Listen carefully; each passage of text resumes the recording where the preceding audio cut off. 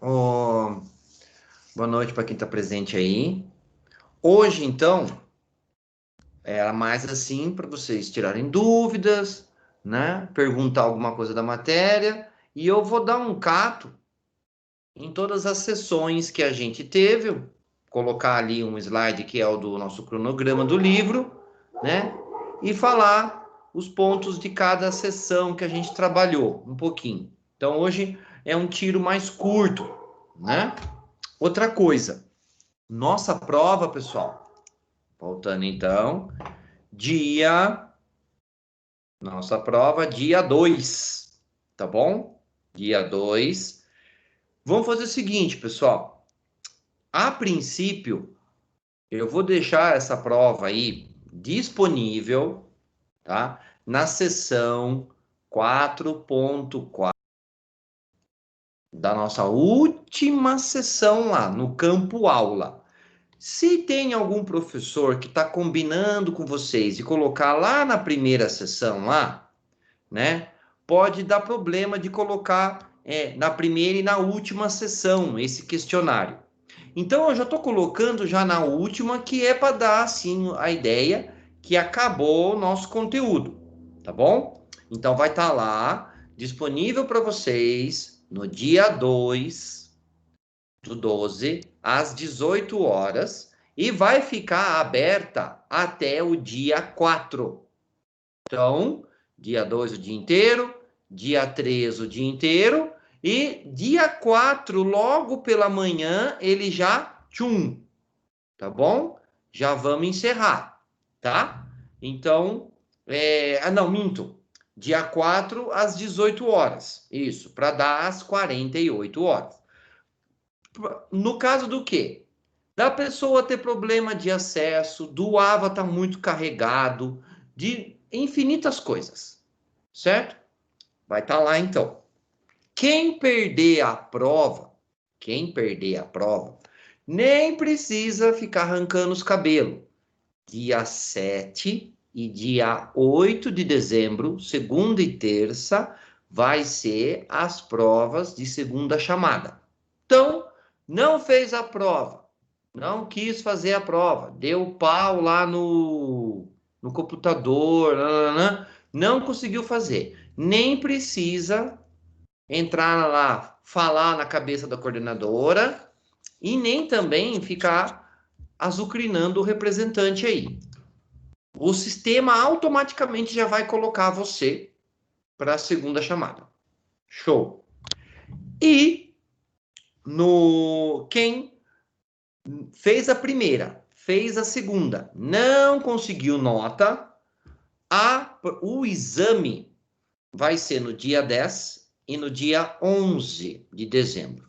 Todas as disciplinas, então, segunda chamada 6 e 7, exame 10 e 11. Beleza? Então, bonitinho lá para vocês fazerem com calma, tá? Eu espero que ninguém precise ficar de exame, né? Então, todo mundo vá bem já no dia 2 e já estão de férias, beleza?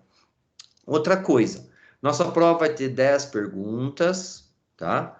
Quem não tem acesso ao AVA, então aquilo que a gente conversou, não tem como eu enviar o link pelo representante. Não tem como, tá? Não vai ter como eu enviar esse link. Por quê, Rodrigo? Porque ele está preso lá dentro do AVA. Então as perguntas estão lá. Cada um vai entrar na sua área restrita e vai o quê? Vai responder lá, certo? Então, não tem muito o que fazer, gente. Tá bom? É isso mesmo que vai acontecer e vamos ter que tocar o pau assim mesmo nas coisas. Então, precisa, conversa entre vocês aí. Quem tá com o acesso regularizado, bonitinho, show de bola, tá? Então, esses são os recados. Tudo na sessão 4.4. Tudo, tudo, tudo, tudo. Tudo vai estar lá. Prova, segunda chamada para quem precisar, exame para quem precisar. Outra coisa, o próprio AVA, ele abre e ele fecha, tá bom? ele mesmo vai abrir o período lá no dia 2 e ele mesmo vai fechar no dia 4 lá, tá bom? Então, nesse sentido aí. Outra coisa, vou aqui então começar a compartilhar com vocês a tela que a gente tem do nosso calendário, para a gente ver o que vai cair para a nossa prova, e vou dar uma pincelada em todas as sessões, só para ficar mais fresco na cabeça de vocês. Nesse meio do caminho aí, se alguém tiver dúvida de alguma coisa, grita aí. Fala aí, Maria. Pode falar. Professor, Oi. boa noite. Boa noite. Deixa eu ver, é a mesma dúvida da semana passada. Uma vez aberta, não vai poder entrar de novo? Ó, você vai ter uma tentativa. Mas no AVA, ele vai ser aquele mesmo jeito lá. Você vai respondendo, você pode voltar na pergunta que você respondeu atrás, certo? E aí, somente quando você clicar lá, terminar e enviar, pum, acabou sua tentativa. Entendeu? Então é o mesmo esquema quando vocês fazem as perguntinhas lá do AVA que tem mesmo, ao final de cada sessão. Então, você pode ir respondendo, responde às 10, aí você pode ir voltando nas questões, tem duas setinhas lá no rodapé lá que dá para você avançar e voltar na questão, para você conferir se você clicou certinho, nananã, e quando você clica lá e enviar, a sua tentativa acabou. Porque você enviou as respostas, ele vai computar tudo e boa. Tá?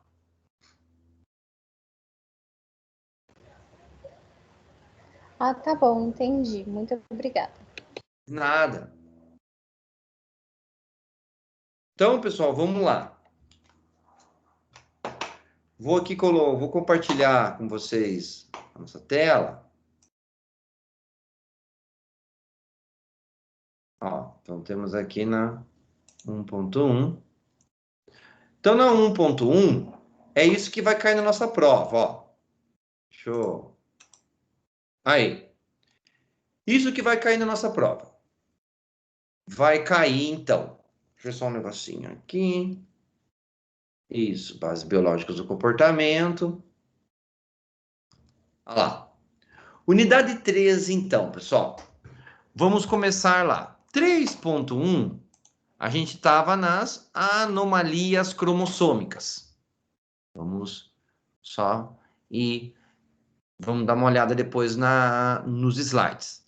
3.2, distúrbio dos autossomos, então, dos cromossomos autossômicos.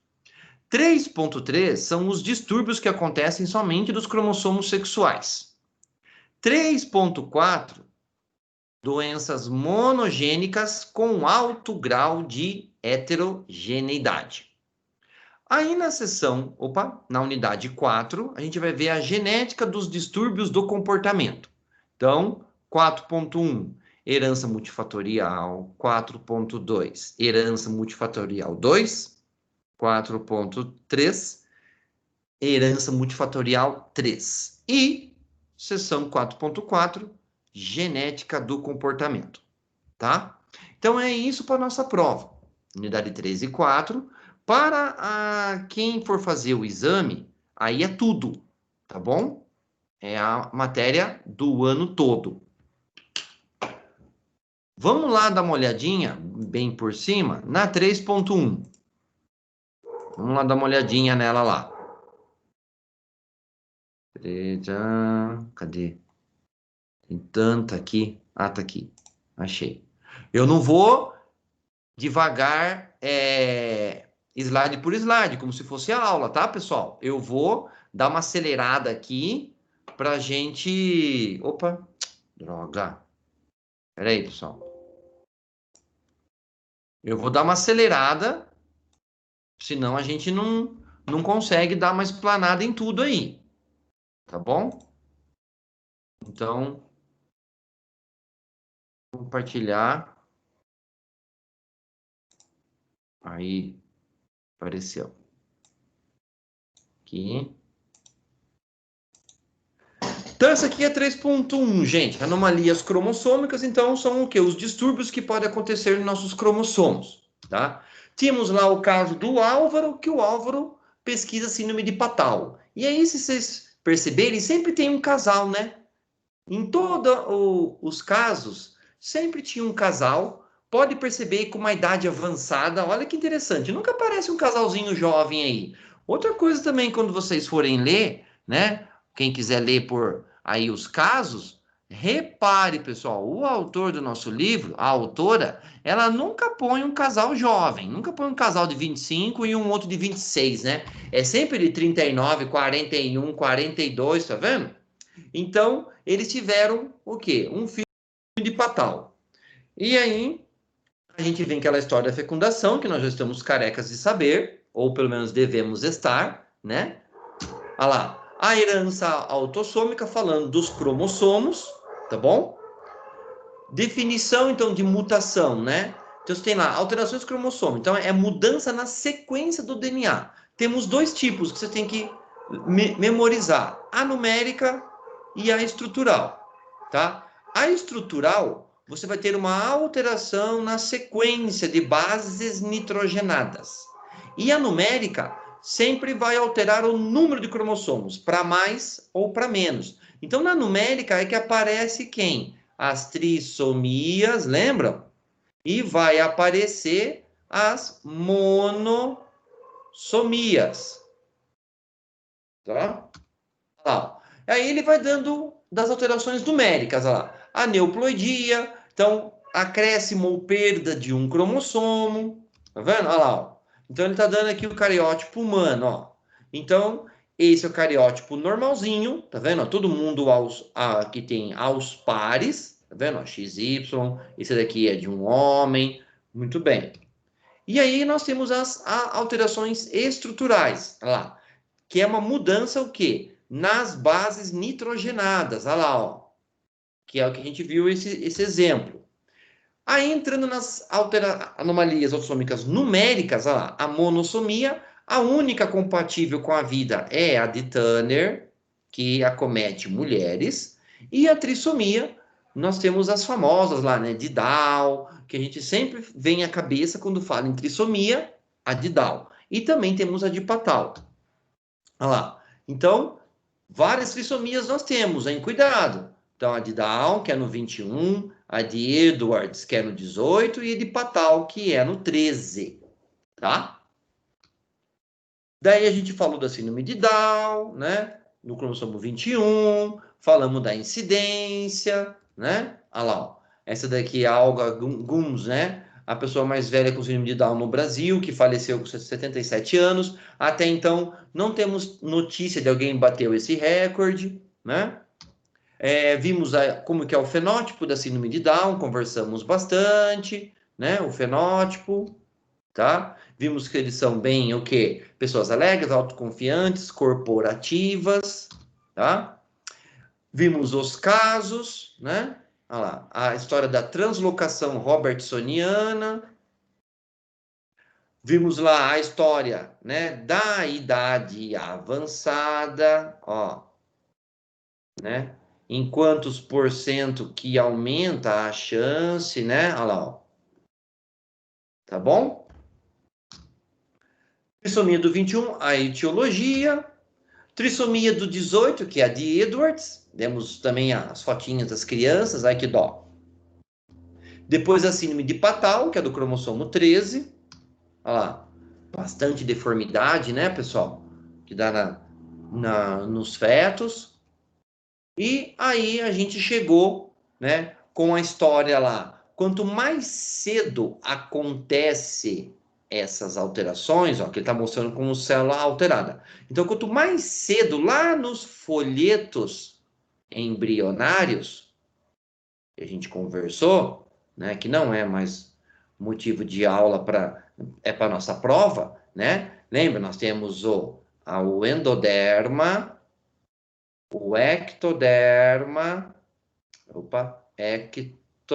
Puxa, Rodrigo, tá difícil hoje. O ecto, né? Ectoderma, e o mesoderma. Então, quanto mais cedo acontece, né, nesses folhetos, né, maior é as manifestações e mais severa dessa síndrome, tá bom? A gente falou das alterações cromossômicas estruturais, delação, duplicação, inversão, translocação e o isocromossomo. Na verdade, a gente falou dela, se não me engano, lá na unidade, no final da unidade 1, pessoal, 1.4 ou entre a 2.1, nós falamos disso daí, né? E aqui vem o exemplo que ele vai dando de delação, quando você tem a perda de um pedaço do cromossomo, a famosa lá, o síndrome do miado de gato, né? Aí fala aqui da incidência, né? Olha lá, ó, como que é esse exemplo clássico desse menininho aqui, como se dá o fenótipo, né? Na cavidade oral dele, olha lá, tá vendo? A língua, tá bom? E aí a gente acabou, né? Nós fizemos todos esses exercícios aí. Aí na 3.2,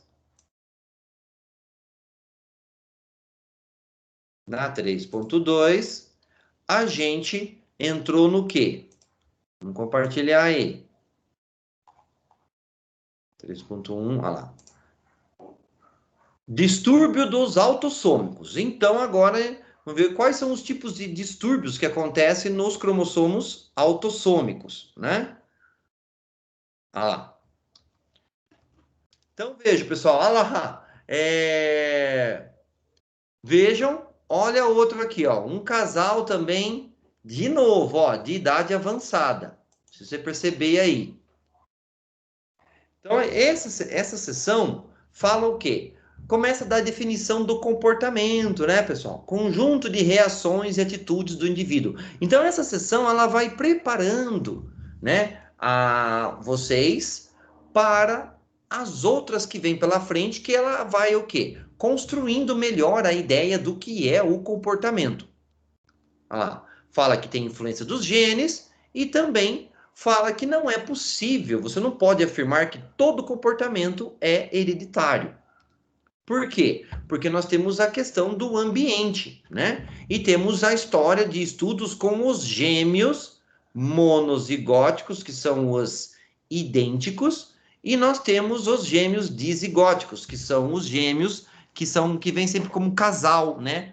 Ou dois meninos, mas de fisionomia diferente, ou duas meninas de fisionomia diferente. Tá? Aqui ele explica como que acontece, né? Os gêmeos idênticos, um óvulo, um espermatozoide, gêmeos, né, bivitelíneos, formam-se duas placentas, dois óvulos e dois espermatozoides que fecundam os dois óvulos. Então, nós vamos ter a formação de duas placentas ao mesmo tempo, tá? É possível também nós termos lá a história dos gêmeos idênticos, né? Os trigêmeos idênticos, quadrigêmeos, tá? É possível, tem sim casos, né? De trigêmeos e trigêmeas, né? Que são idênticos. E também podemos ter casos aqui de trigêmeos que são apenas fraternos, três placentas, aí seria três espermatozoides que fecundou três óvulos, tá? Aí ele fala das avaliações das características, né, dizendo que o material genético é igual para ambos, né, e também com o ambiente é o mesmo. Então, é o melhor grupo de estudo que se tem para o comportamento são os gêmeos. Só que como os gêmeos, né, não é tão comum assim na sociedade, né, até que todo mundo pelo menos conhece, né? Ó, teve algum colega na escola que era gêmeo, mas não é tão frequente, por assim dizer, se a gente for pegar o pé da letra. Mas é o melhor grupo para se estudar comportamento, tá? Não tem outro.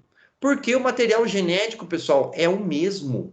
Então aí sim a gente vai poder ver o quanto que isso aqui interfere na construção do comportamento, tá bom? Aí nós temos, então, ali, ele dizendo, né, um estudo que nós tivemos, né? Aí ele fala de forte influência, né, da genética em gêmeos monozigóticos do que os dizigóticos. Olha que interessante. Então, o comportamento para os monozigóticos é mais genético. E os dizigóticos é mais ambiente. Por quê? Porque como são duas placentas diferentes, dois espermatozoides diferentes, dois ovos diferentes, então a história do comportamento é mais intrigante para gêmeos dizigóticos. Olha lá. Falando, né, que a nossa personalidade, ó, de 20 a 50% é influenciado por o ambiente. Aí ele entra nas cromossomopatias, né? Deficiência intelectual, a esquizofrenia e a doença de Alzheimer, tá? Fala do que é uma deficiência intelectual, tá vendo? Ele vai construindo essa ideia da deficiência intelectual, já nessa sessão aí. Olha lá. Dizendo que 2/3 estão ligados a síndromes, tá vendo? Aí ele dá lá a tabelinha, né? Ele apresenta pela primeira vez a tabelinha com os valores, né, de QI. Claro que isso daqui é um método que nós temos, nada impede que se desenvolvam novos métodos para se fazer esses testes, né?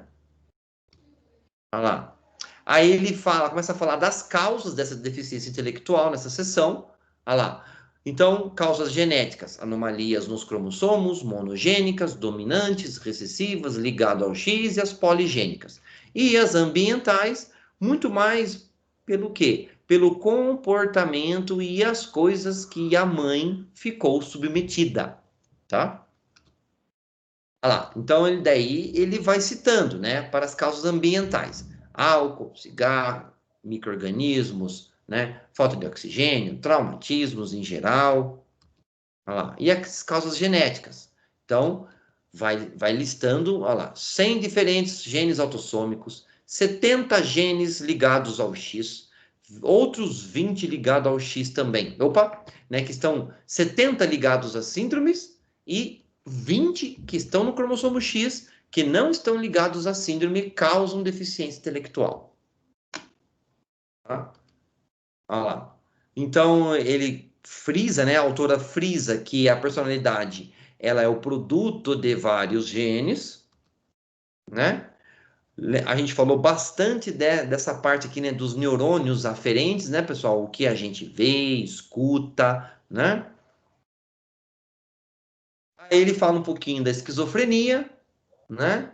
Olha lá, mais de 51 milhões de casos no mundo, é um distúrbio neurológico, tá? Dá os grupos, os tipos de sintoma e o cérebro com esquizofrenia, né? Quais são as áreas prejudicadas, tá vendo? Então, praticamente são todas, né? Olha lá, sistema visual, o hipocampo, o límbico, o lobo pré-frontal e os gânglios basais. E o sistema auditivo também. Cito que é a esquizofrenia, né? Forte comportamento genético, a gente bateu bastante, né, nessa tecla do comportamento, forte componente genético e também de substâncias químicas, né, que hoje está muito em alta, que vai sim no futuro dar problema, né? E a doença de Alzheimer, falamos do Alzheimer, quantas pessoas no mundo? 35,6 milhões de casos no mundo, só no Brasil 1,2 milhões, tá? Pessoas idosas. Quem tem manifestação precoce é por volta dos 40, né? É uma herança autossômica dominante, infelizmente, né? Os estudos que localizando os genes, isso avança muito para a gente ter um tratamento melhor, ó. Então, os cromossomos 1, 14, 19 e 21, né? Principalmente o 14 está relacionado com a manifestação precoce e o 19 com a manifestação tardia. Aí a gente explicou uma das causas, né, pessoal, do Alzheimer, que é uma produção excessiva dessa proteína tau aqui, que ela atrapalha as sinapses, ela vai deteriorando, né, os neurônios, que eles não conseguem mais fazer sinapses e, no fim, esse neurônio acaba morrendo por falta de conexão com demais neurônios, tá?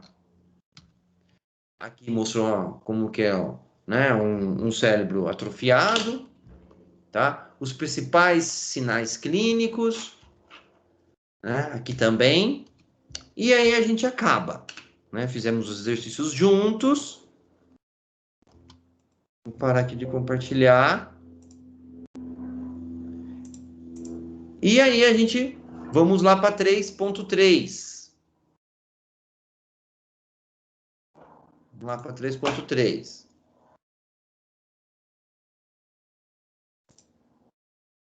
Na 3.3 vai ser, se a gente viu os distúrbios dos autossômicos, agora vai ser nos cromossomos sexuais. Então, no X principalmente, né? Olha lá. Aí nós temos de novo lá um casal que procura, sempre tem um casal procurando ajuda, que tem uma filha com a síndrome de Turner, tá? Tem uma filhinha lá com a síndrome de Turner. Então ele começa, vem de novo com a nossa telinha da fecundação, né? A diferenciação sexual, XX mulher, XY homem, né? Então, na 7ª semana de gestação, né?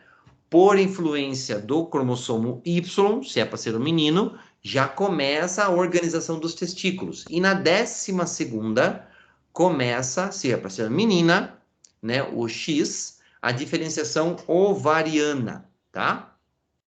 Olha lá. Então, nós vimos lá a problemática da formação, né, da genitália, tanto masculina e feminina. Ela começa de um processo, né, único, e aí nós temos a diferenciação, se é para nós termos aqui na 7ª semana, por influência do cromossomo Y, e das meninas na 12ª semana, por influência lá da presença do cromossomo X. Né? Vimos a proteína SRY, né, que está lá no cromossomo Y. Veja então que é tudo a nível proteico, pessoal, né? Então ela é importante para a formação dos testículos, tá? Então na presença dela não tem formação de ovário, tá? E aí, os principais grupos celulares que produzem testosterona são as células de Leydig, tá bom? E as células de Sertoli são as que vão produzir o quê? Começar a produção do sêmen, tá bom? Vimos então a parte dos critérios, né, para sermos então ao menos geneticamente, né, e biologicamente homens e mulheres, XX e XY, né? Então, quais são os critérios, né, mínimos, né, pessoal? Citogenético, ter o cromossomo XX. Histológico, ter ovário. Anatômico, clitóris, grandes e pequenos lábios e porção inferior da vagina. Homem, critério citogenético, XY. Histológico, ter o tecido testicular. E anatômico, pênis e a bolsa escrotal. E isto, tudo bem formadinho. E aí nós vimos a problemática do intersexo, que a gente conversou, que foi sobre a presença dos hormônios, né? E as demais células do organismo respondendo à presença da testosterona e respondendo à presença do estrógeno e da progesterona, principalmente os neurônios. Então, há ainda muito que avançar para o caso da intersexualidade, que é o quê? Uma teoria muito forte. Então, só para recapitular, que mesmo com a presença, né, do testosterona, do estrógeno e da progesterona, as demais células do organismo do feto têm que responder à presença desses hormônios. Então, a teoria é que, mesmo produzindo bonitinho esses hormônios, as demais células do organismo do feto não reconhecem esses hormônios. E aí vem o problema o quê? De se ver como aquele padrão biológico que a pessoa nasceu, tá vendo? E aí nós temos aquela história do hermafroditismo verdadeiro, verdadeiro. São muito raro, mas existe, né? Então, é a pessoa que ela tem o testículo e o ovário na mesma gônada ou em gônadas diferentes de um mesmo indivíduo. Então, ele tem formadinho lá o saco escrotal e o pênis, e ele tem, ou ela lá, tem formadinho o ovário e a vagina. Agora, o pseudohermafroditismo, que é o que nós estamos falando, que é do intersexo, é a presença do tecido gonadal, ou testículo, ou ovário, em um dos sexos, mas qual que é a problemática? As células, inclusive o sistema nervoso, não reconheceram esses hormônios aí, tá? Vai ter a ambiguidade fenotípica. É claro que se um neurônio que não reconheceu a presença da testosterona, é claro que a pessoa vai desenvolver um pensamento de não se assimilar com esse corpo masculino e vice-versa, tá bom? Então, você pegar lá um encéfalo que não reconheceu estrógeno e progesterona, vai ter então uma pessoa que não vai se reconhecer naquele corpo feminino. E que são alguns casos, ó. Então, nós temos aquela judoca, busca lá no Google, pessoal, a de Nancy, tá vendo? Então, vejam, ela é uma mulher, olha lá, ela se identifica como mulher, mas olha o corpo dela como é bem masculino, tá entendendo?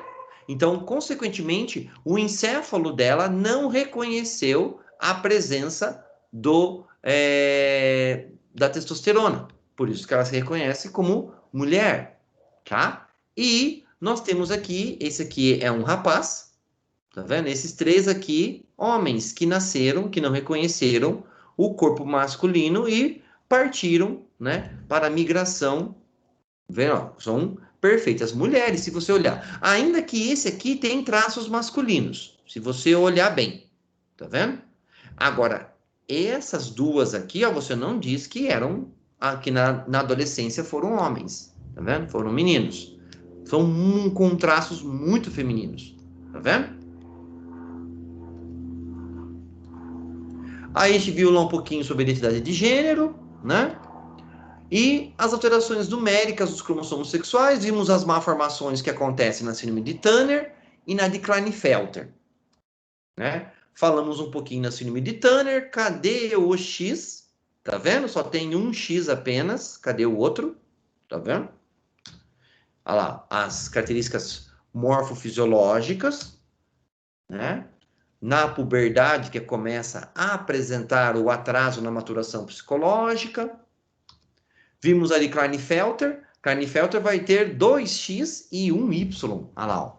Então, esse x extra é que vai o quê? Dar as manifestações lá, ó, da cintura pélvica larga, desenvolvimento dos seios, tá bom? Olha lá. Comum nos casos vem com QI baixo, lembrando que 2/3 lá, pessoal, das deficiências intelectuais estão acompanhando síndromes, que são autossômicas ou as acompanhando dos cromossomos sexuais. E aí mostrando o normal, o anormal com Turner, com Klinefelter. Então, um rapaz aqui com o seu padrão normal, a moça com o padrão normal e a de Turner e a de Klinefelter. Ambos estéreis, tá? E essa foi a 3.3. Grita aí, pessoal. Rápido, porque a gente já viu essas unidades. Estou apenas dando uma pincelada para refrescar na memória aí. Tá bom? 3.4. Tá aqui já em cima já. Lá. Aí na 3.4, a gente já entra nas doenças monogênicas. Um gene apenas, monogênicas, tá vendo? Um gene é responsável, né, por essas doenças e com alto grau de heterogeneidade. Quer dizer, ela não tem um padrão único de manifestação, tá? Então vamos lá, o casal lá, René, né? João e Ana Lúcia, que tem um casal, tem um filho de 5 anos, Carlos, né? que tem, né, um desenvolvimento lento em relação ao irmão mais velho. Então, a gente vai ter o quê? Lá o assunto da deficiência intelectual. Tá vendo? Por que que é de alto grau de heterogeneidade? Porque essa deficiência intelectual, ela não vai ter um padrão de repetição para quem a tem. Então, você vai tendo manifestações oscilatórias, tá? Olha lá. Então, ele volta de novo a trazer lá os valores de QI, né? Vamos lá. As causas genéticas e ambientais, as mesmas que a gente conversou. Olha lá, tudo de novo. Tá vendo? Causas genéticas, defeitos do cromossomo X. Tá vendo? Vejam que daí hoje a medicina conseguiu avançar, né? Então já identifica este erro, né? No cromossomo ali, na sequência de nucleotídeos, né? Guanina, citosina, guanina e guanina, tá vendo? Do gene FMR1, que está no cromossomo X, tá vendo? Grandes avanços, já estamos localizando esses genes e até qual é a sequência de bases nitrogenadas que dá essa anomalia. Então, por ter, né, esta proteína aqui, ó, olha que desgraça, né? Tem expressa-se em abundância nos neurônios, nos testículos, na placenta e nos linfócitos, né?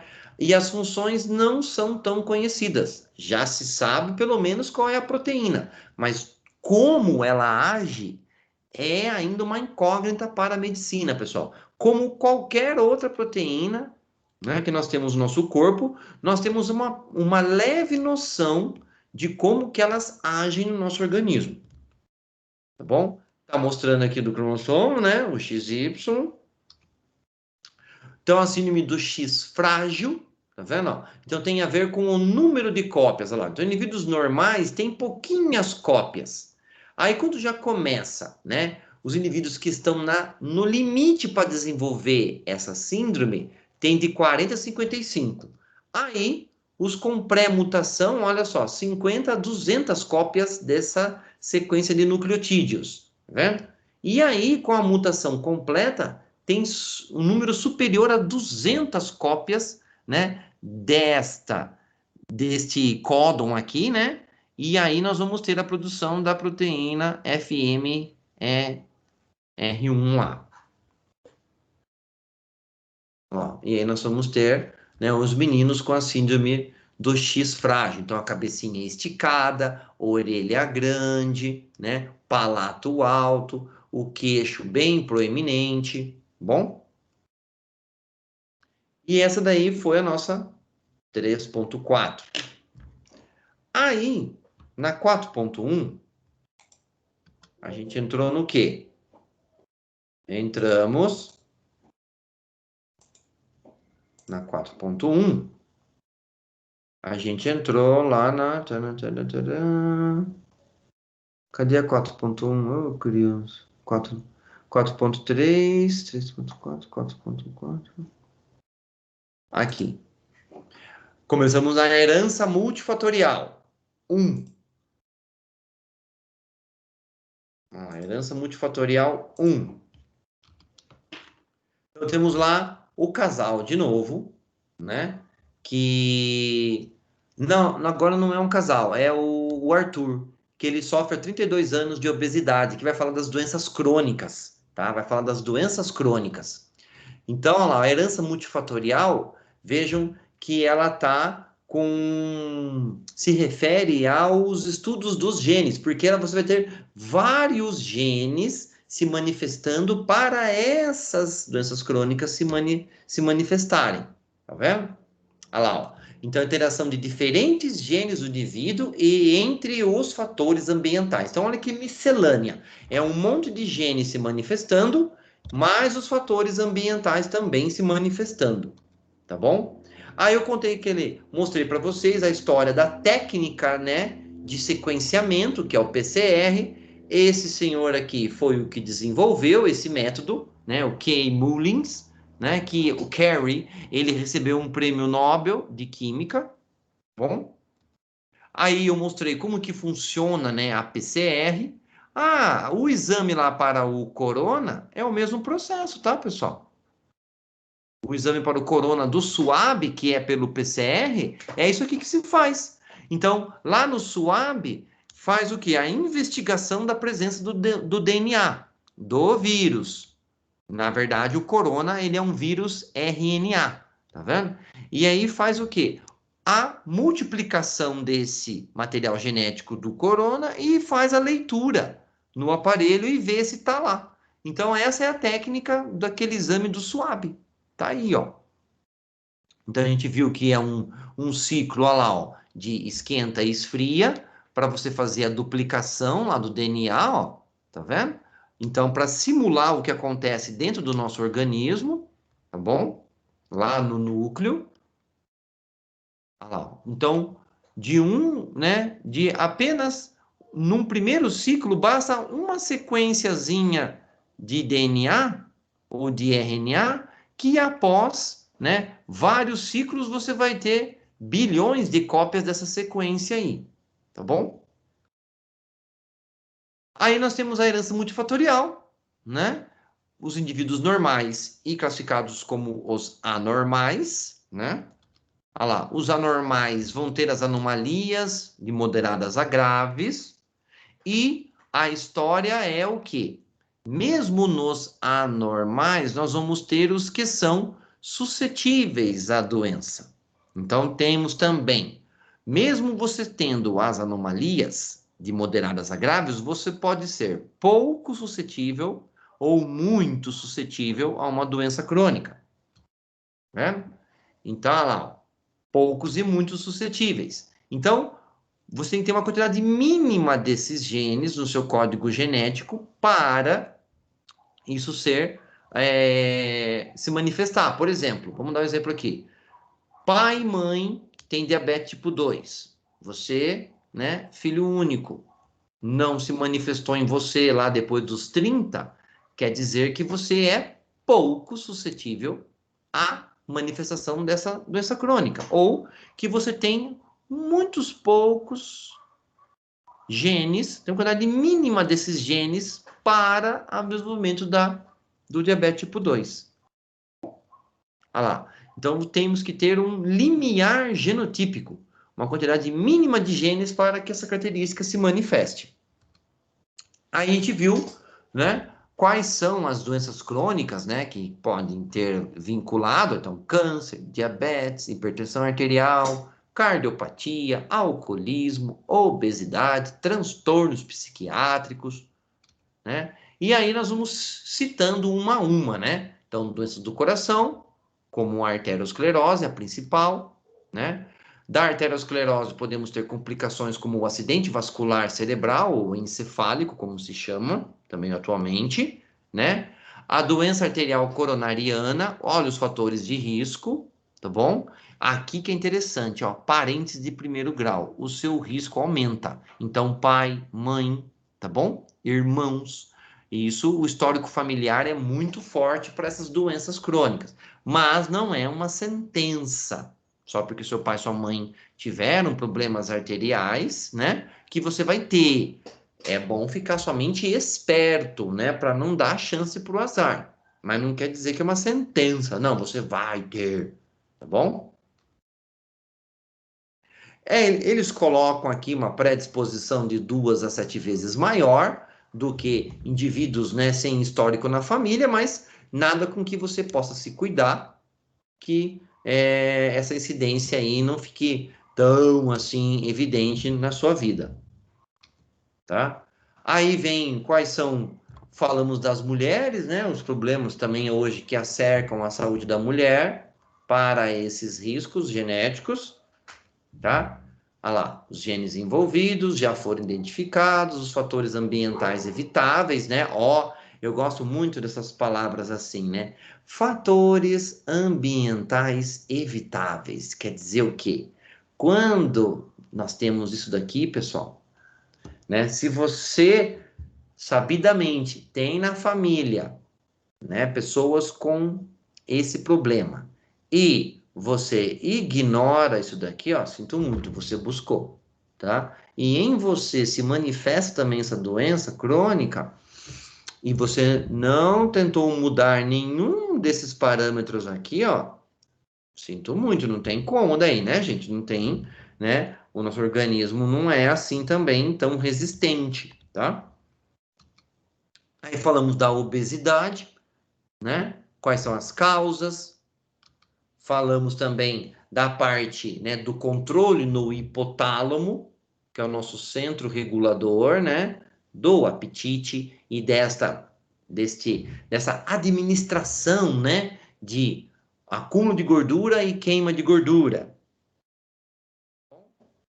Olha lá, 40% é de herança genética e 60% fator ambiental. Então, caramba, se nós pegarmos então 1.000 pessoas, olha que interessante, pessoal, 1.000 pessoas, 400, infelizmente, elas têm uma herança genética. Não pediram para nascer com essa herança genética, mas 600, por favor, né, gente? Buscou, tá? Buscou, sinto muito. Tá bom? E aqui não estou nem falando de estética, pelo amor de Deus. Estou falando de problemas de saúde mesmo, tá? Que você vai impactar a vida de mais pessoas que dependem de você. Olha lá, ó. Então, o que é transmitível através das gerações? Olha, mecanismo de regulação do apetite, variações do metabolismo basal e o controle da utilização desses nutrientes. Isso é passado de gerações para gerações, via geneticamente, tá?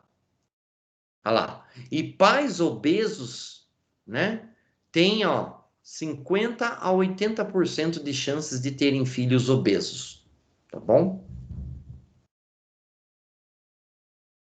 E aqui os fatores ambientais são bem, né, pessoal? Se você olhar bem, se você analisar bem friamente, são bem evitáveis, né? São fáceis, ó. São fáceis da gente começar a se ajudar, né? Bom, aí aqui as principais comorbidades que vêm junto com a hipertensão, bom? O problema da obesidade infantil, tá? E aí a gente termina. Ah, hipertensão arterial, também falamos, né? Demos uma bela de uma explanada do que é hipertensão arterial, né? Ah, fatores hereditários, obesidade, estresse, o sal, que é um grande vilão também, né? Olha lá, 74% das alterações na pressão arterial são de caráter hereditário, mas você pode também evitar fazendo a sua parte. E os genes aqui envolvidos estão no quê? No gerenciamento das taxas de sódio no nosso organismo e na síntese de proteínas que controlam a atividade dos vasos sanguíneos. Tá? Não há cura, infelizmente, tá, pessoal? Não há cura. O diabetes, que eu falei que é a nossa, né, primeira epidemia não infecto-contagiosa no mundo. Então, a cada 3 pessoas, uma terá. É um tanto assustador, né, pessoal?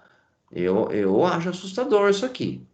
Né? A cada 3, uma vai ter. É muito mais até do que quanto que o corona se alastrou, né? Se a gente vamos pôr na balança. E, ó, se é pra gente também falar em mortalidade, diabetes mata mais que o corona, tá? Se é para falar assim, é que o corona, ele mata, o que ele matou, infelizmente, foi num período muito curto de pessoas. Por exemplo, quem contraiu, desenvolveu, questão do quê? Um mês, vai. O diabetes, não, ele vai matando ao longo da sua vida inteira, entendeu? Ele leva anos, mas ele está te matando lentamente, lentamente.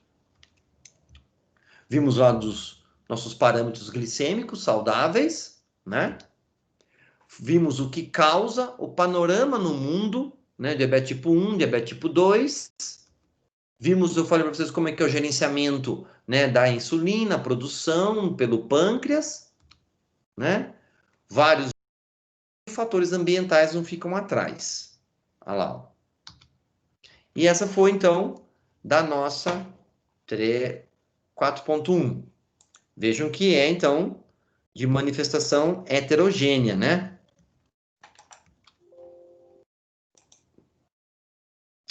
E vamos para 4.2. Vamos lá na 4.2. 4.2, 4.4, 4.3. Aqui. Herança multifatorial 2.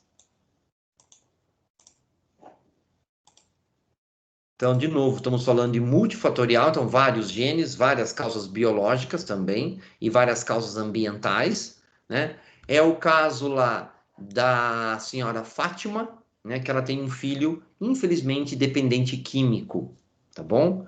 Então, essa parte da nossa unidade trata da herança multifatorial, né? Vem aqui a definição de doença, distúrbios, nós falamos um pouquinho lá, né? Do que é o modelo de saúde lá atrás, né? O modelo biomédico, o modelo ampliado de saúde que se tem hoje em dia na concepção. O SUS trabalha muito com esse modelo ampliado de saúde, né? Pelo menos no papel ele trabalha, tá? Volta na história da deficiência intelectual de novo, né? Olha lá. Quais são as causas, tá bom? Fala das causas ambientais de novo, batendo nessa tecla. Olha lá, ó, causas genéticas, tá vendo? Todos os causos, né? Todas as causas, os genéticos, causando alterações químicas no cérebro. Não somente, tá, pessoal? Essas heranças, tá? Mas aqui, ó, pegando o gancho de alterações químicas no cérebro, coloco também os medicamentos psicotrópicos, tá? Esses caras aqui também é uma tragédia, viu? Psicotrópicos. Então, quem que entra aqui, né? Entra os ansiolíticos, os antidepressivos, tá? Os anticonvulsivantes. Nós estamos também para o distúrbio de humor. Então, medicamento também altera, também ocorre alterações químicas no cérebro, tá? O tipo de dependência química e psicológica, então, estou até colocando ali, ó, tá vendo? Ó, alcoolismo, alucinógenos e tranquilizantes, transtornos alimentares que vêm acompanhado, a anorexia e a bulimia, os transtornos de ansiedade, que a gente fala lá na 4.4, se não me engano, os transtornos emocionais e os transtornos delirantes, que infelizmente é a esquizofrenia. Aí a gente vê a definição entre, né, falamos bastante, né, entre neuroses e psicoses, falamos do transtorno bipolar, vamos lá, as causas genéticas e ambientais, tá vendo? Falamos também do problema da dependência química, né, que não temos como saber quem nasceu com esses genes, porque ninguém nasce com manual de instrução. Infelizmente, é uma maneira muito triste e trágica da gente descobrir se nós vamos desenvolver uma dependência química, né? Aqui eu não estou nem falando somente de drogas ilícitas, tá, pessoal? Eu estou falando das drogas lícitas também, que é as mais assim corriqueiras que as pessoas associam, é o álcool e o cigarro, mas eu coloco também os medicamentos, tá, pessoal? Tem gente que está dependente químico de medicamento. Só que medicamento você tem a receita, você não está cometendo um crime de comprar. E nem também você comprar um cigarro, comprar um maço de Marlboro, você não está cometendo um crime, entendeu? Mas você está dependente químico, tá? Aqui as consequências do uso abusivo de álcool, a gente falou bastante disso, né? A ansiedade, os efeitos da ansiedade no corpo, olha só, então no cérebro, no coração, no estômago, no pâncreas, no intestino, no sistema reprodutor também, tá? Então, vira e mexe, nós temos aqui, né? Infelizmente, as mulheres passando por perrengue, né? Que vem o quê? Ó. Então, períodos menstruais irregulares, né? E ou dolorosos, e também a redução do desejo sexual. Ó. Então, às vezes, ela tem uma alteração lá no fluxo, né? Atrasa, e aí já fica pensando um monte de besteira, né, pessoal? E às vezes está atrasando porque ela está ansiedade, ela está ansiosa, seja no emprego, seja alguma causa familiar, tá bom?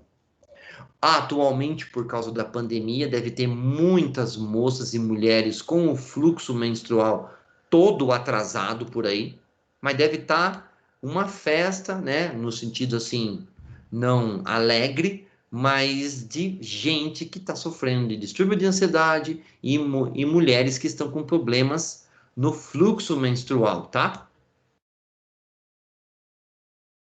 E a história, né, desses estudos que não bateram o martelo para a história da quantidade de receptores presentes no cérebro para a serotonina, tá bom? Que a serotonina é um dos principais, o quê? Neurotransmissores reguladores do humor. Então, qual é o tripézinho do humor? Serotonina. Fixa isso, pessoal, tá?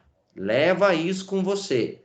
Dopamina e a noradrenalina. Não é nem a adrenalina, é a noradrenalina. Infelizmente, esses três hormônios, por assim dizer, não conseguimos detectar a concentração deles no sangue.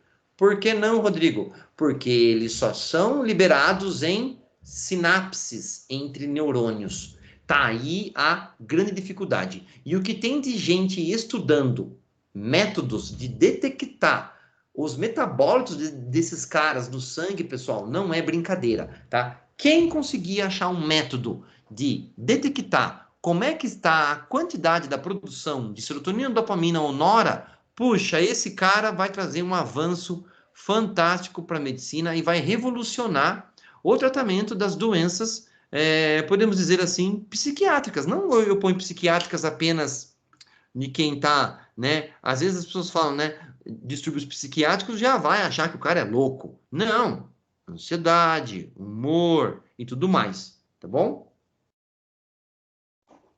E aí a gente falamos da depressão, né, pessoal? Predisposição genética, os fatores ambientais, né? Vimos lá que os padrões, né, as concentrações de serotonina são alterados, né? Aqui alguns sinais dos transtornos, tá bom? Aqui, ó, os fatores da depressão, prevenção, né, pessoal? Olha lá, vejam que o estresse, temos que ter saúde mental, pessoal, temos que buscar o lazer, não excessivo, né, pessoal? A galera tem meio que uma discrepância, né? Nem tão céu, nem tão inferno, pessoal. O cara busca, tem que buscar o lazer para não se estressar, tá? O cara só vive no lazer. Temos que construir algo também. Mas também não dá para se apegar tanto nesse construir algo, senão você acaba se estressando. É a história do equilibrar pratos. Temos que equilibrar pratos. Bom? Falamos também na síndrome do pânico, né? As causas também genéticas e fatores ambientais, imprescindíveis os fatores ambientais. E aí foi essa 4.2, se não me engano, né? Os exercícios aqui. E aí acabou, né? A 4.2. Aí na 4.3, a gente viu o quê? Né? Na 4.3. 4.3, 2, 3. Aqui, herança multifatorial 3. Então a gente viu casos do quê? Olha lá. Mais um casal que com seu filho, o famoso lábio leporino e a fenda palatina. Então, vai trabalhar aqui, né? A gente falou um pouquinho da fecundação, as malformações congênitas, né? Então, é uma herança multifatorial, tá bom? Difícil prevenção e cura. Então, nós vimos a história do medicamento, conversamos bastante a história do medicamento. Lá na década de 70 foi uma tragédia grega, por assim dizer. Isso tudo no mundo todo, tá? Vimos as fases, né, da fecundação, lá, para a produção, né, celular. Falamos bastante de métodos contraceptivos, aí eu lembro bem. Bom, lá, né? Vimos a história da organogênese, que é a formação dos folhetos embrionários, né? Recapitulamos, olha lá, ó, o que cada folheto produz. Muito legal essa figurinha aí, né? A neurulação, que é a formação do sistema nervoso, né? Vimos todas as fases aí, né? Do desenvolvimento embrionário, tá bom? Até o nascimento. Tem aqui agora, né? Só trazendo uma curiosidade, estudos trazendo que estão estendendo até 42 semanas, está mudando o protocolo. Coitada das mulheradas, né, pessoal? Nossa, imagine 42 semanas segurando, né? Então, tá mudando o protocolo, tá? Vê, a medicina vai evoluindo e as coisas vão se estendendo, né? Estão observando que é bom ficar mais um tempinho lá na barriga para sair, né? Bem formadinho, por assim dizer.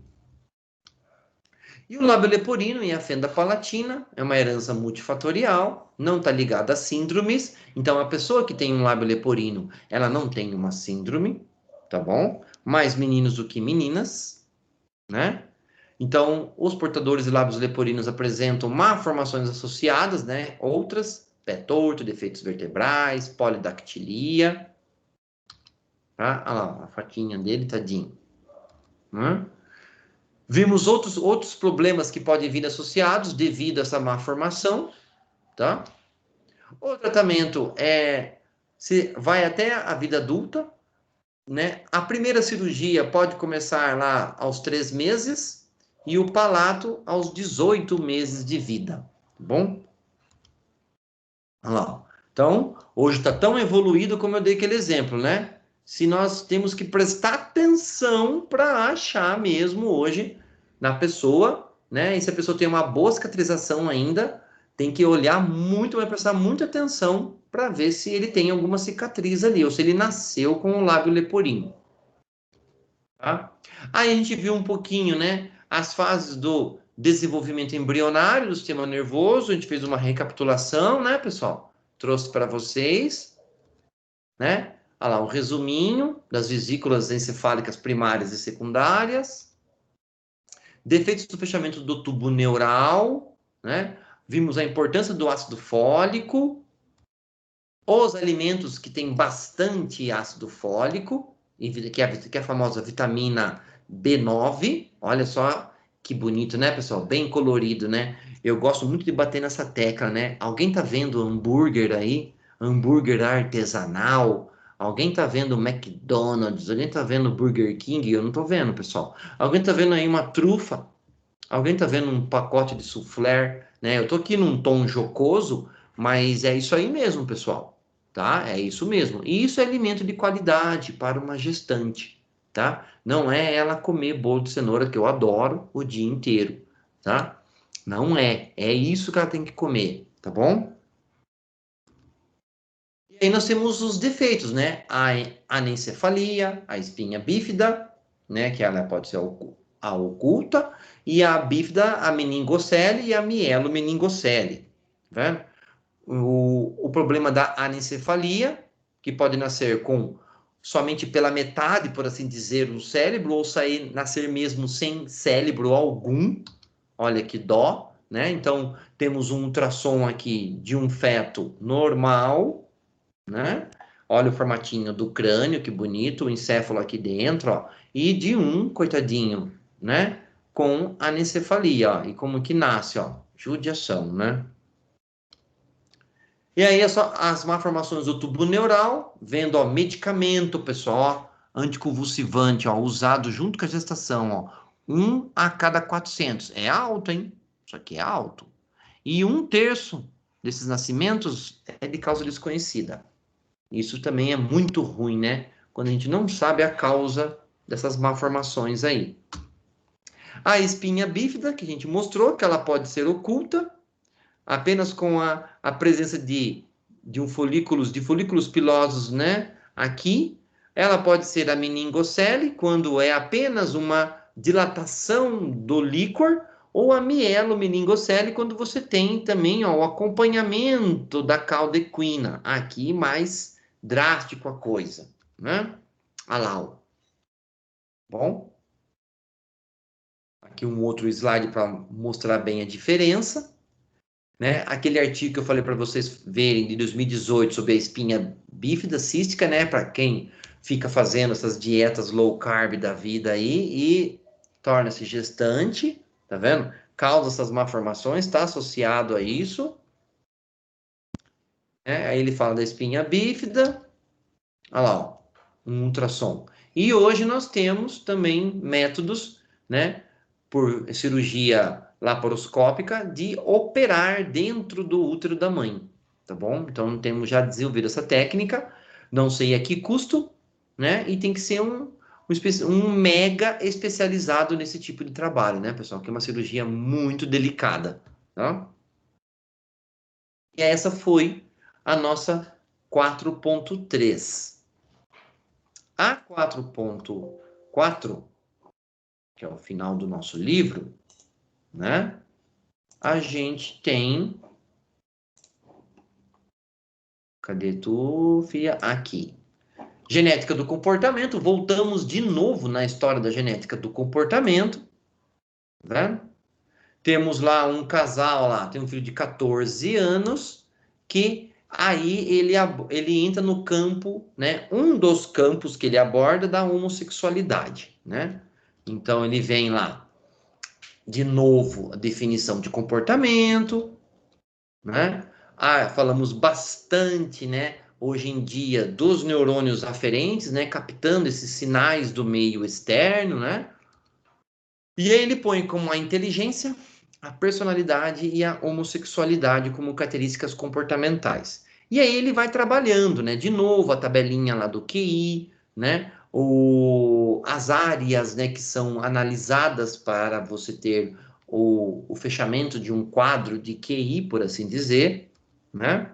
Ah lá. Então, a inteligência, fatores genéticos, está no cromossomo X, tá vendo? Aí vem os fatores ambientais, né? Ordem de nascimento, a nutrição, a estimulação precoce, as relações interpessoais, a atitude dos pais, tá vendo? Muito importante para a gente pensar, né? No quesito, né? Aqui, ó, atitude dos pais, ó. Tá vendo? Personalidade, que é muito mais complexo de estudar que a inteligência, né? Os 5 fatores da personalidade, que hoje em dia eu vejo uma tendência das pessoas quererem padronizar, né? Acham que as pessoas têm que ser todas hoje em dia, né? Elas têm que ser todas extrovertidas, que elas têm que exteriorizar os sentimentos, né? E aí acaba o quê? Sufocando as pessoas que são introspectivas e acabam taxando elas como depressivas. Olha que loucura que está hoje, né? Temos a história da aderência, da diligência, a neurotização, tá? Aqui somente a gente conversou, né, sobre as características do primeiro, segundo, último filho, do filho único. Algumas batem, outras não batem, né, pessoal? Claro, porque é multifatorial, né? Olha lá. Aí ele entra no campo da homossexualidade, falando sobre a parte hormonal. Aqui ele dá uma explanada do que seria, né? A parte hormonal, tá vendo? Né? Dos hormônios androgênicos, dos hormônios andrógenos, durante o período de diferenciação do cérebro. Mas não temos nada ainda confirmado, né, pessoal? São tudo hipóteses e a medicina trabalha muito com hipóteses e teorias, né? Então, o conhecimento, pessoal, ele vai sendo moldado, adquirido ao longo do tempo, tá bom? E aí ele fala que explicações até do tamanho do hipotálamo e número de células, tá bom? Entre homens e mulheres, vendo essa diferença aí, né? E também ela joga na mesa, a nossa autora, os fatores ambientais, quando a gente põe fatores ambientais, os comportamentos sociais, né? Então os padrões de organização social. E a gente falou lá dos transtornos de ansiedade, a fobia, o toque e o estresse pós-traumático, né? Vimos a definição de cada um deles, de ansiedade, né? Os sintomas mais comuns, a fobia específica, eu falei para vocês que, né, de uma minha, que eu tenho medo de cavalo, não de chegar perto, assim, não de ver um cavalo, mas eu não chego perto, porque ele morde, ele dá coice, Então, não chegou perto. Outras pessoas têm várias outras fobias específicas, né? O toque, a mania de arrumação em tudo, que também prejudica, e é bem esse encartezinho aqui, né? Nos aprisiona, né, pessoal? É que nem uma bola de ferro perturbando o nosso cérebro. O transtorno do estresse pós-traumático, então são agressões, então sequestros, relâmpagos, roubos, violência doméstica, né, estupros e por aí vai. Bom, e também os soldados, né? Então, um estresse pós-traumático de viver uma situação de guerra, literalmente, né? A ansiedade, a gente terminou vendo aqueles 2 videozinhos, né? Sobre ansiedade e um outro do que acomete. Ah, não vou passar aqui, não, né? Que nós já vimos. E aquele outro que é os 4 fatos sobre a saúde mental no Brasil relacionando com o corona. Então, pessoal, aí chegamos ao fim da nossa sessão do nosso livro. Olha que beleza, né? E nós demos um belo de um review aqui de toda a matéria para nossa prova. Se alguém quiser perguntar alguma coisa, fazer algum comentário, pode ficar à vontade. Não? Bom, então, gente, estuda bonitinho, devagar. Se fez a formativa 1, se fez a formativa 2, tá estudado. Se fez as questões do AVA que ele apresenta, estudou para a prova, leia as unidades, refaz os exercícios, que você está mais do que estudado para a prova, gente. Não compliquem a vida de ninguém nessa prova, tá? Para todo mundo fazer a prova e já entrar de férias, tá? E então é isso, pessoal. Dizer que foi então um prazer, né, trabalhar com vocês, apesar de termos visto assim, né, online. Esperamos que ano que vem seja diferente. Vocês, né, a gente continuando na instituição, eu acredito que a gente vai se ver lá a partir já do quinto semestre, já pode, acho que já, acredito que já entra na grade a psicofarmacologia, tá? Queria agradecer a paciência de todo mundo, a presença, né, de todos. E é isso, obrigado. Eu que agradeço, viu? Foi muito bom suas aulas. Rodrigo, maravilhosa mesmo suas aulas, viu? Muito obrigada. De nada. Sim, professor. Apesar de, né, todo mundo fica assustadinho, a gente fica por trás de uma câmera escondida, enfim. Paciência, né? Mas a gente voltando presencialmente e eu estando lá pelo corredor e vocês me verem, você fala, Rodrigo, você deu aula para nós no semestre passado de psicologia. Muito obrigada por essa fase, né? Que para todo mundo foi desafiadora. Muito obrigada mesmo pelas aulas, professor, e pela dedicação de ter também postado da melhor forma para todos. Isso foi muito importante. E eu trouxe, assim, né, um outro olhar para vocês, né? Que vocês tenham um outro olhar, assim, do corpo humano, da genética. Não esqueçam dela, pessoal. Não esqueçam. Tá cheio de profissional da área da saúde, daí eu englobo todos, né? Que eles parecem que esquecem a genética, tá? Esquece a genética, esquece os fatores ambientais e jogam a personalidade da pessoa, né, como sendo único e exclusivo que ela mesma construiu, entendeu? E a gente sabe que é todo um mosaico de construção, né? O comportamental. Então levem isso com vocês, que eu garanto que vocês vão ter muito sucesso, tá? E vão assim poder dar uma boa assistência para as pessoas que vocês tratarem. Obrigada, professor. O senhor é um excelente professor. Obrigada pela paciência aí com a gente. Imagina. Nossa, eu lembro da primeira aula que eu fiquei muito assustada. Porque eu acabei de fazer o terceiro ano. Então, para mim foi uma coisa muito nova. E eu Tá bom. Maravilha. mas deu tudo certo. Fico feliz em saber. Então tá, gente. Então, assim, estão livres. Semana que vem, né? É só fazer a prova e uhul! Só esperar aí o Natal, o Ano Novo. Obrigado, professor.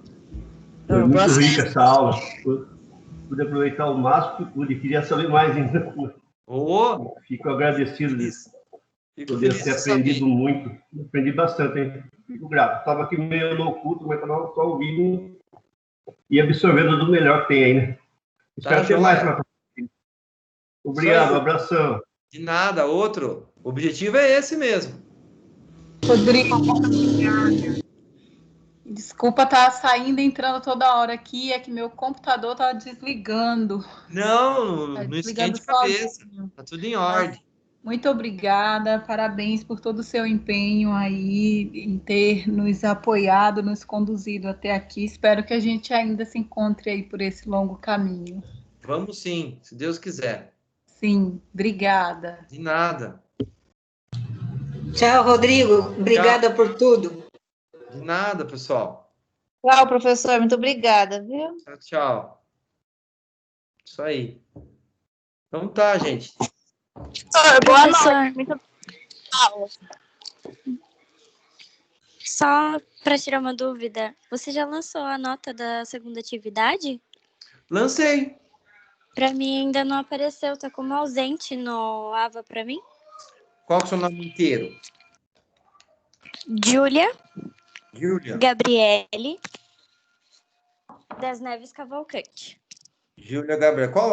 Qual semestre? Sou do segundo semestre. Tá bom, eu vou ver isso agora, Júlia. Pode deixar. Obrigada. De nada. Pode deixar que eu vejo só já. Então tá, gente. Obrigado aí, boa noite, bom restinho de semana. Boa noite, professor. Bom fim de semana, boa semana, bom ano, bom Natal. Também. Bom... Tá bom.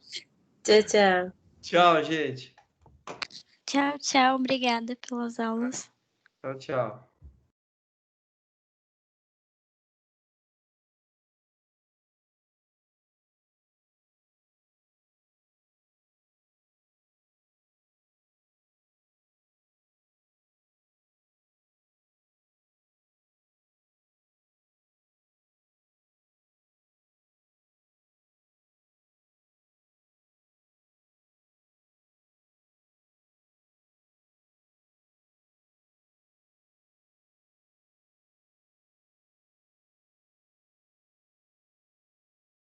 Parei a gravação.